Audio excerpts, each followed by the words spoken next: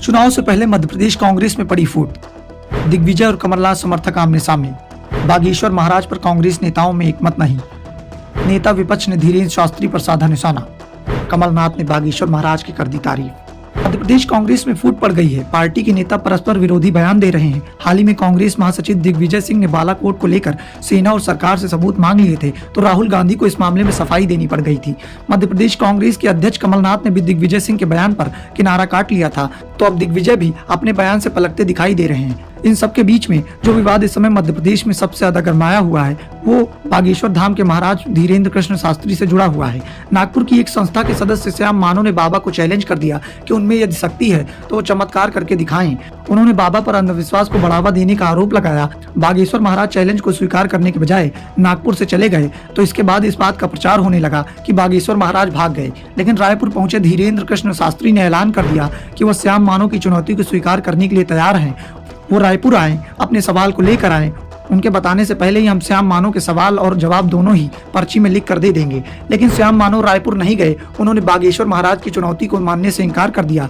इस मामले में देश के शंकराचार्यों से लेकर साधु संतों में भी विभाजन दिखाई दे रहा है और राजनीतिक विभाजन भी दिख रहा है। बीजेपी बागेश्वर महाराज के पक्ष में खुलकर खड़ी हो गई है। कई साधु संगठन भी बाबा बागेश्वर के साथ दिख रहे हैं, लेकिन इसे लेकर मध्य प्रदेश कांग्रेस में फूट पड़ गई है। मध्य प्रदेश में कांग्रेस के वरिष्ठ विधायक और विधानसभा में विपक्ष के नेता डॉक्टर गोविंद सिंह ने धीरेन्द्र कृष्ण शास्त्री को लेकर तीखा तंज कसा। उन्होंने कहा कि अगर वाकई में कथावाचक चमत्कारी हैं, तो मध्य प्रदेश पर 4.5 लाख करोड़ रुपए का कर्ज है, समाप्त कर दें। निजी स्वार्थ झोली भरने और आश्रम का विकास करने के लिए काम करने वालों को मैं चमत्कारी नहीं मानता।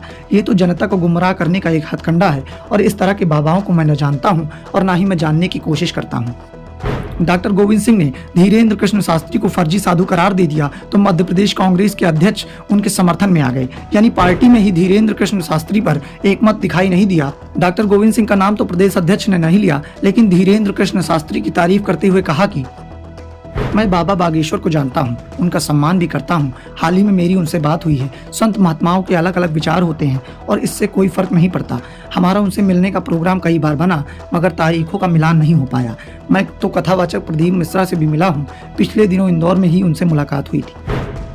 धीरेन्द्र कृष्ण शास्त्री के हिंदू राष्ट्र वाले बयान पर कमलनाथ ने कहा कि जो धार्मिक लोग हैं वो धर्म की बात करें। मैं भी चाहता हूँ वो धर्म की बात करें। सबके अपने अपने विचार हैं, लेकिन अगर भारत को एक झंडे के नीचे रहना है तो बड़ी आवश्यकता है कि हम भारत की संस्कृति और भारत के संविधान का पालन करें। कांग्रेस नेताओं को ये बात समझ में नहीं आ रही है कि उन्हें इसका कैसे पालन करना चाहिए। तो दूसरी ओर बीजेपी अपना स्टैंड साफ कर चुकी है। वो बागेश्वर महाराज के समर्थन में खड़ी हो गई है। दरअसल इसके पीछे का सबसे बड़ा कारण बागेश्वर महाराज के भक्तों की संख्या है। कमलनाथ को भी इस बात का एहसास है कि अगर पार्टी ने बागेश्वर महाराज की घेराबंदी जारी रखी तो चुनाव में इसका जबरदस्त नुकसान देखने को मिलेगा।